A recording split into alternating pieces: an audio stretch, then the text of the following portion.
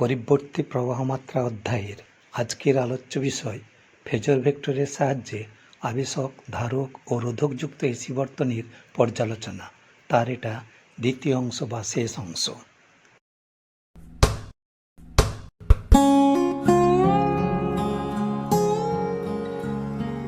এই আমরা ফেজর ভেক্টরের সাহায্যে তিনটা কেসে এগিয়ে থাকা, পিছিয়ে থাকা এবং সমদশায় থাকা সেটা পেলাম। এবার ফেজর ভেক্টর থেকে আমরা প্রতিরোধ ত্রিভুজ অঙ্কন করব।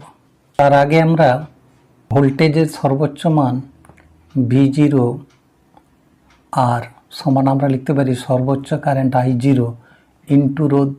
আবেশকের যে সর্বোচ্চ বিভব পতন V0L এটা সমানও লিখতে পারি I0 ইন্টু আবেশক যে বাধা দেয় সেটাকে বলে আবশ্যকীয় প্রতিঘাত XL দ্বারা লেখা হয়, যার মানটা হচ্ছে ওমেগা এল। I0 ওমেগা এল, ওমেগা হচ্ছে কৌণিক বেগ, এল হচ্ছে ওর আবেশাঙ্ক। মানে ধারকের সর্বোচ্চ বিভব পতন সমান হবে সর্বোচ্চ কারেন্ট ইন্টু ধারকীয় যে বাধাটা, ধারকীয় প্রতিঘাত XC, এর মানটা আবার 1/ωc, সেটা হচ্ছে ধারকত্ব। সেরকম এদের লব্ধি মিলে আমরা যেটা পাবো সর্বোচ্চ মান V0, সেটাও সমান হবে I0 ইন্টু তিনটি উপাদান মিলে আর এল এবং সি, তিনটি উপাদান মিলে মোট যে বাধা সৃষ্টি করে সেটাকে বলে প্রতিরোধ Z। তাহলে V0 সমান হবে I0 Z। তাহলে প্রত্যেকটা বিভব পতনে আমরা কি দেখতে পাচ্ছি, একটা সর্বোচ্চ কারেন্টের সঙ্গে বাধাটা গুণ হয়ে আছে। তাহলে আমরা যে এখানে একটা ভোল্টেজ ডায়াগ্রাম পেয়েছিলাম, ফেজর ভেক্টরের যে ডায়াগ্রাম, সেই ত্রিভুজটা থেকে আমরা কি পেতে পারি, রোধের ত্রিভুজটা গঠন করতে পারি। কারণ এদের সঙ্গে কারেন্টটাকে যদি আমরা ভাগ করে দেই তাহলে সমান অনুপাতে এদের দৈর্ঘ্য কমবে বটে, কিন্তু ত্রিভুজটা সদৃশকোণী থাকবে। তাহলে প্রথম ক্ষেত্রেই যখন এই ছবিটা V0Lটা গ্রেটার দেন V0C, সেই সময় তাহলে প্রতিরোধ ত্রিভুজটা কীরকম হবে।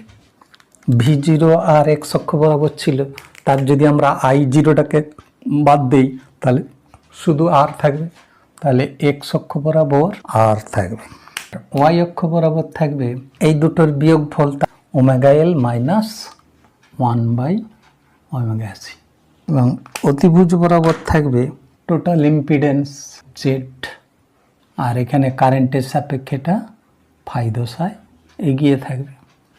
এবার কেস 2-র ক্ষেত্রে কি হবে, ক্ষেত্রে এই ত্রিভুজটা হবে X অক্ষ বরাবর V0 আর এর বদলে R হবে, Y অক্ষ বরাবর নেগেটিভ Y অক্ষ বরাবর V0C মাইনাস V0L, এর মধ্যে I0গুলো বাদ দিলে থাকবে XC মাইনাস XL, এই অতিভুজ বরাবর থাকবে Z।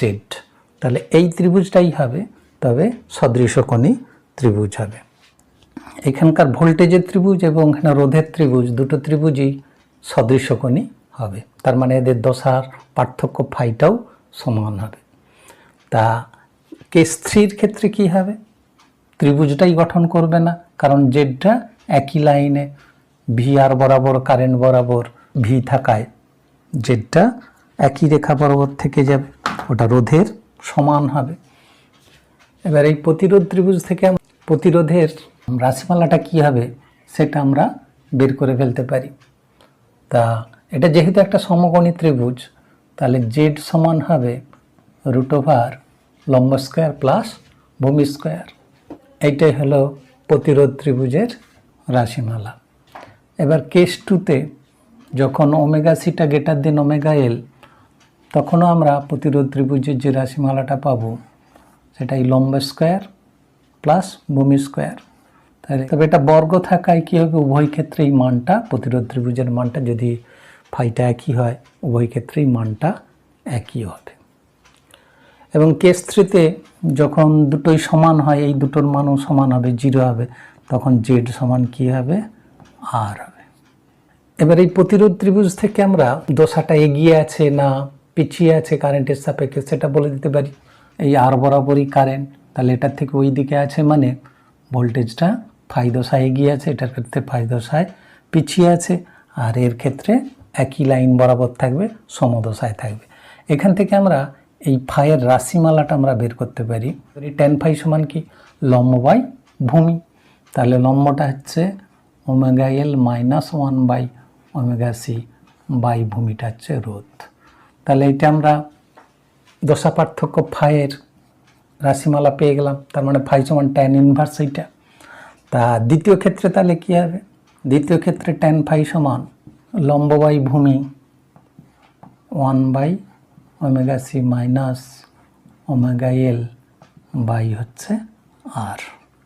আর এটার ক্ষেত্রে যেহেতু এই দুটো সমান, তাহলে এর ক্ষেত্রে tan ফাই সমান 0/r সমান 0। তার মানে ফাই সমান 0 ডিগ্রি সমদশায়। এবার এখান থেকে একটা পাওয়ার ফ্যাক্টরের মানও বের করা যায়। পাওয়ার ফ্যাক্টর সমান কি জানি, কস ফাই।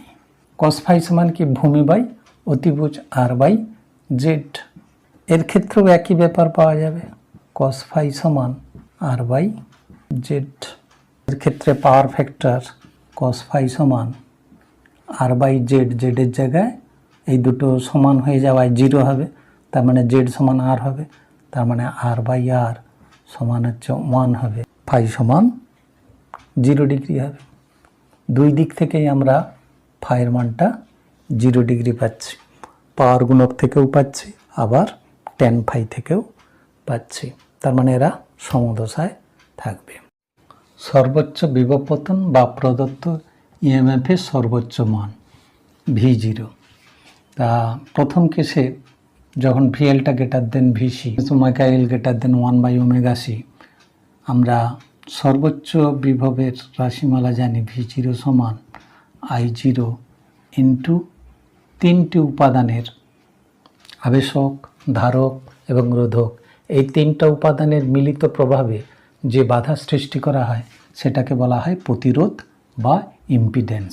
কারেন্টের সঙ্গে এই বাধা গুণ করলে আমরা ভোল্টেজটা পাই। সর্বোচ্চ মান দিয়ে গুণ করা হয়েছে বলে সর্বোচ্চ বিভব পতন, 3টা উপাদানের শেষ দু প্রান্তে যে সর্বোচ্চ বিভব পতন এটা, বা এটাকেই আমরা বলবো সরবরাহ করা তড়িৎচালক বল বা ভোল্টেজ। এটা সমান কী হবে, I0, জেডের মান আমরা প্রতিরোধ ত্রিভুজ থেকেই পেয়েছিলাম √ωL বড় থাকলে ωL minus 1/ωc² plus r²। দ্বিতীয় ক্ষেত্রে এরকম আমরা পাবো V0 সমান হচ্ছে I0Z সমান হচ্ছে I0 √, তখন হবে 1/ωcটা বড়, 1/ωc minus ωL² plus r²।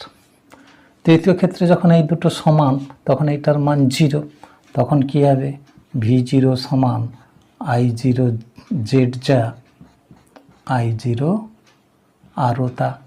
এর মধ্যে ধারকীয় প্রতিঘাত বা আবশ্যকীয় প্রতিঘাতের কোনো প্রভাব নেই। তা এই ইকুয়েশনটাকে বলা হয়, এটা যেহেতু প্লাস মাইনাস যাই করি না কেন এর বর্গ হওয়ার ফলে কি হবে, এটা উভয় ক্ষেত্রেই কী হবে, একই মানটা পাওয়া যাবে। তা এইটাকেই বলা হবে ওহমের সূত্রের একটা সাধারণ রূপ।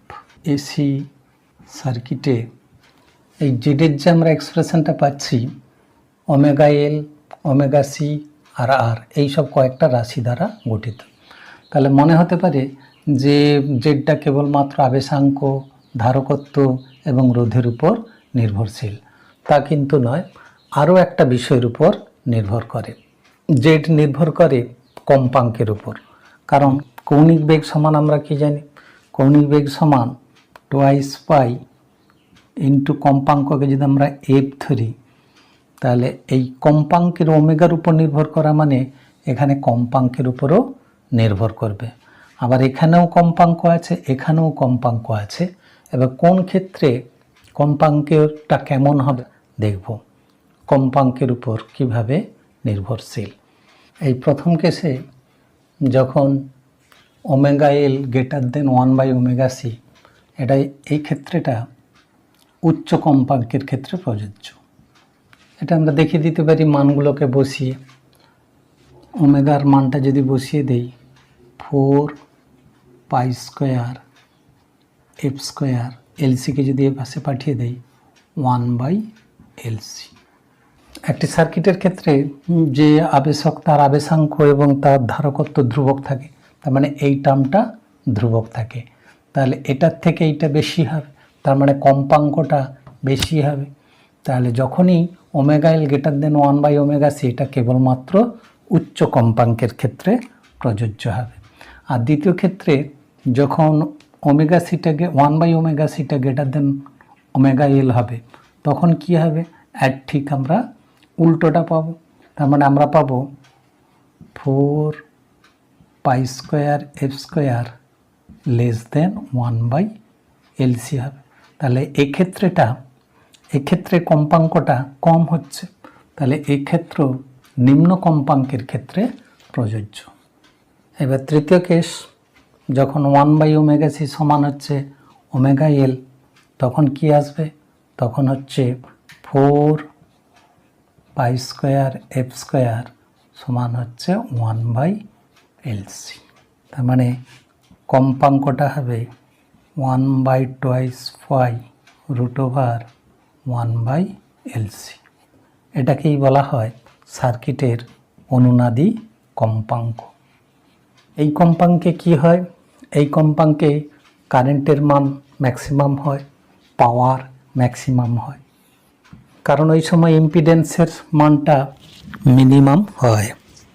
এটা পজিটিভ হোক নেগেটিভ হোক, এটার মানটা হচ্ছে সবসময় পজিটিভ হয়। পজিটিভের সর্বনিম্ন মানটা হচ্ছে 0, আর এই সময়টায় 0ই হয়। তার মানে এইটা সর্বনিম্ন মান, মানে এইটা হবে তাহলে ম্যাক্সিমাম মান। তাহলে এই অনুনাদি কম্পাঙ্কে কী হবে, কারেন্টটা সবচেয়ে বেশি হবে এবং ওই সময় ক্ষমতাটাও সবচেয়ে বেশি হবে। এরপর আমরা ফেজর ডায়াগ্রাম থেকে কিভাবে ওয়েভ ফর্মটা পাওয়া যায় দেখব। ভোল্টেজের যে ফেজর ডায়াগ্রাম, এই V0, এইটাকে আমরা সাইন কার্ভে আনার জন্য প্রাথমিক অবস্থায় এখানে রাখব, এবং আমরা জানি যখন VL > VC হয়, তখন কি হয়, ভোল্টেজের সাপেক্ষে কারেন্টটা ফাই দশায় পিছিয়ে থাকে। তা আমরা V0-র সাইন কার্ভটাকে যদি আনতে চাই, 0 টাইমের 0 ভোল্টেজ, তাহলে এই V0-কে আমাকে x অক্ষ বরাবর রাখতে হবে। এবার এটাকে ঘূর্ণি ভেক্টর বলা হয়, কারণ এটা যত ঘুরতে থাকবে তত আমরা বিভিন্ন সময়ে এর দশাটা কত হবে পাবো, এবং এর তাৎক্ষণিক মানটাও আমরা পাবো। এরকম জায়গায় যদি থাকে, তার যে y অক্ষের উপর যে প্রজেকশানটা হবে, এই প্রজেকশানটাই হবে এর তাৎক্ষণিক মান।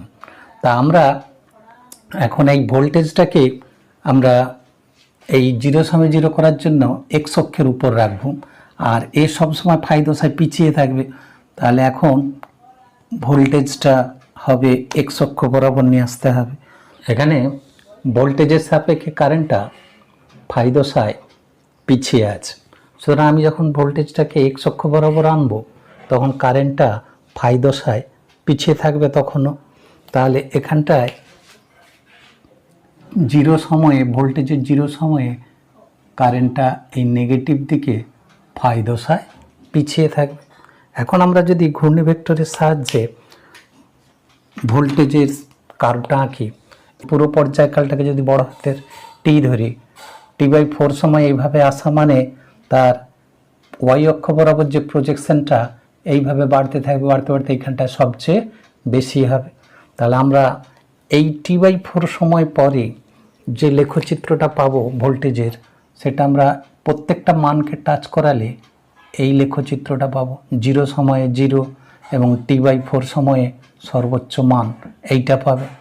এবার পরের T/4 সময় পরে যখন আসবে, তখন y অক্ষ বরাবর ভোল্টেজের মানটা কমতে থাকবে, কমতে কমতে এখানে যখন এসে যাবে, তখন প্রজেকশানটা 0 হবে। তার মানে T/2 সময় পরে ভোল্টেজের মানটা আবার 0 হয়ে যাবে। এবার পরের T/4 সময় পরে যখন এখানে আসবে, তখন ভোল্টেজের মানটা বাড়তে বাড়তে বাড়তে বাড়তে নেগেটিভ দিকে ম্যাক্সিমাম হবে, মানে -V0 হবে। তাহলে বাকি বিন্দুগুলো আমরা যোগ করলে এই লেখচিত্রটা পাবো। এবার পরের T/4 সময় পরে যখন এখানে আসবে তখন আবার শূন্য হয়ে যাবে এবং এখানের মানটা কমতে কমতে কমতে কমতে ওয়াই অক্ষ বরাবর যে প্রজেকশনের মানটা কমতে কমতে কমতে কমতে শূন্য হয়ে যাবে। তার মানে আমরা এই কার্ভটা পাব। ভোল্টেজ ভার্সাস সময়ের লেখচিত্র এটা। একটা পূর্ণচক্রে কেমন সাইন কার্ভ রচিত হয় সেটা দেখানো হলো। এবার এখানে যে কারেন্টটা সর্বোচ্চ I0 এটা নেগেটিভ দিক থেকে শুরু করেছে, যেহেতু ফাই দশায় পিছিয়ে আছে, এর এই সময় ওয়াই অক্ষ বরাবরের মানটা হচ্ছে এইটা, এই জায়গা থেকে তার শুরু হবে কার্ভটা। তাহলে এ যখন এখানে আসবে, এই জায়গা থেকে এখানে আসবে তখন 0 হবে, তার মানে এই জায়গাটায় 0 হবে। তারপরে সর্বোচ্চ মান এইখান থেকে যখন এখানে আসবে তখন সর্বোচ্চ মান পাবে, তাই সর্বোচ্চ মান এইখানটাই পাবে।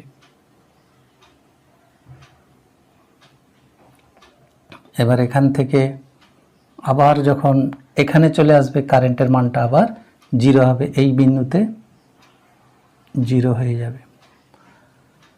এবার আবার যখন এখানে আসবে নেগেটিভ দিকে সবচেয়ে বেশি মানের কারেন্ট হবে।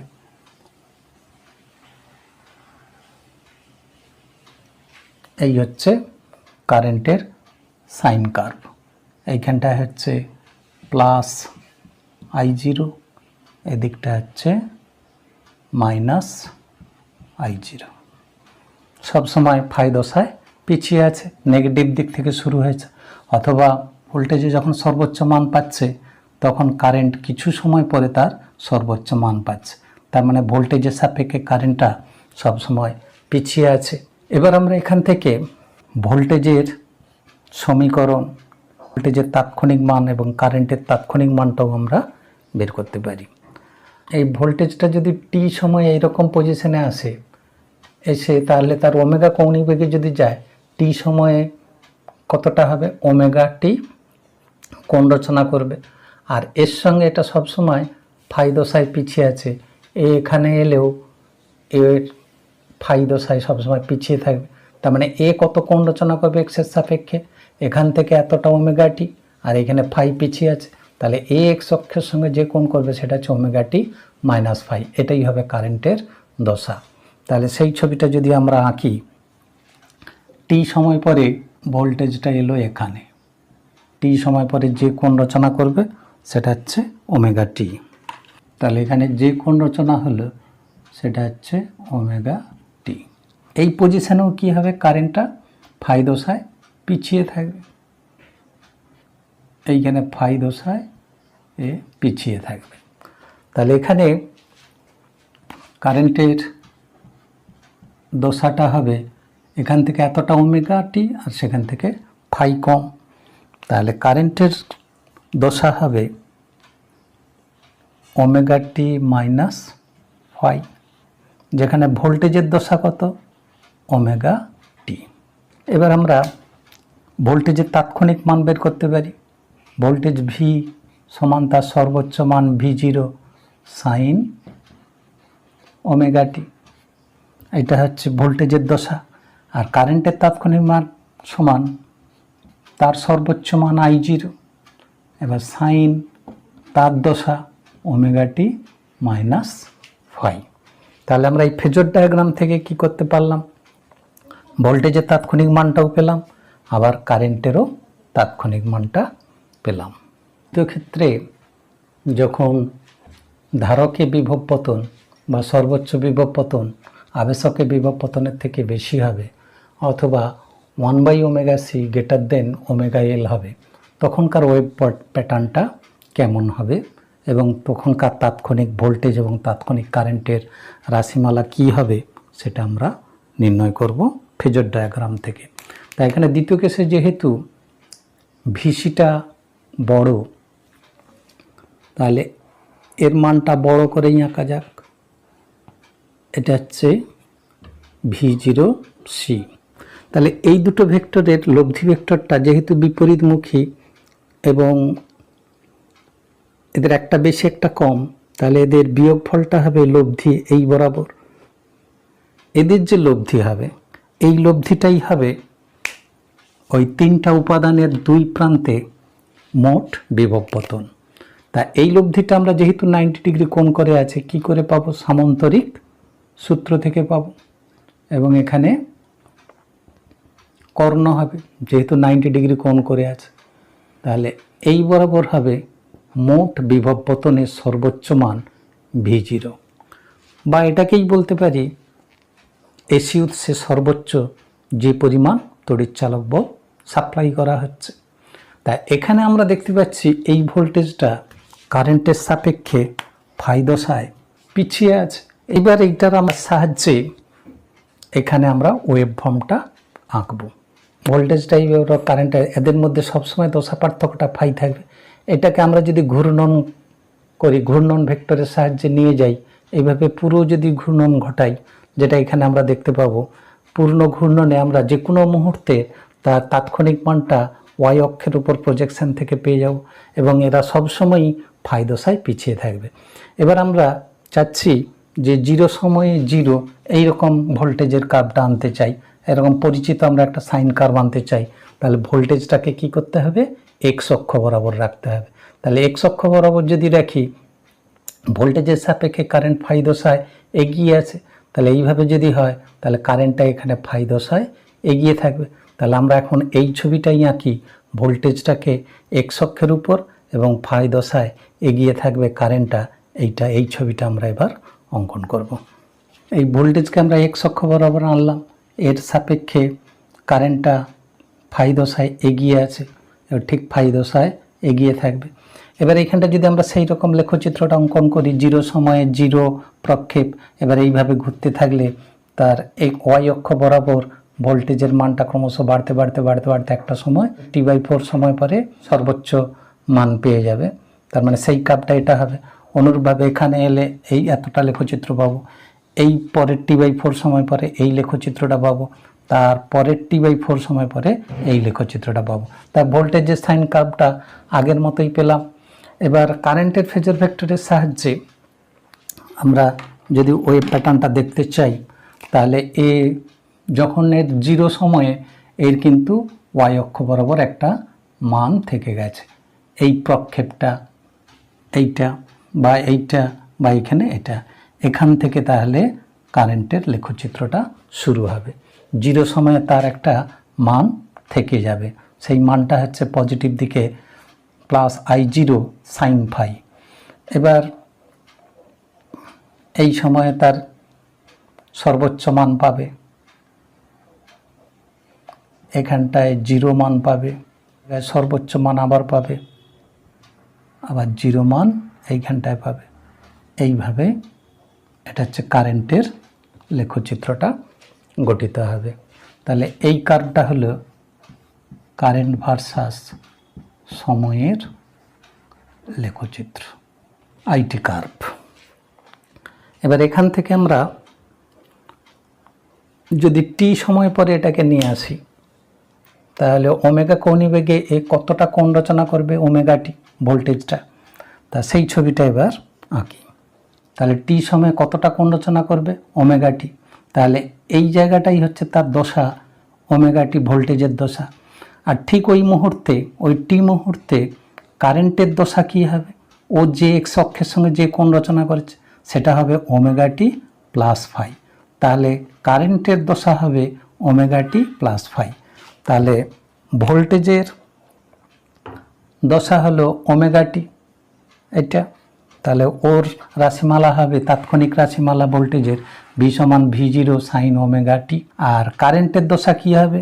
এখানে ওমেগা টি প্লাস ফাই হবে। তার মানে তাৎক্ষণিক কারেন্টের রাশিমালা হবে I সমান I0 sine omega t plus phi. তা এটা আমরা লেখচিত্র থেকেও বুঝতে পারি যে ফাই দশায় ভোল্টেজের সাপেক্ষে এগিয়ে থাকবে। এই যখন ভোল্টেজের মান 0, তখন কারেন্টের একটা পজিটিভ দিকে মান। তাহলে 0 সময়ে কারেন্ট তার পজিটিভ দিকের একটা মান দিয়ে শুরু করেছে, মানে ভোল্টেজের সাপেক্ষে কারেন্টটা দশায় এগিয়ে আছে। অথবা শীর্ষ মান দিয়েও আমরা বুঝতে পারি।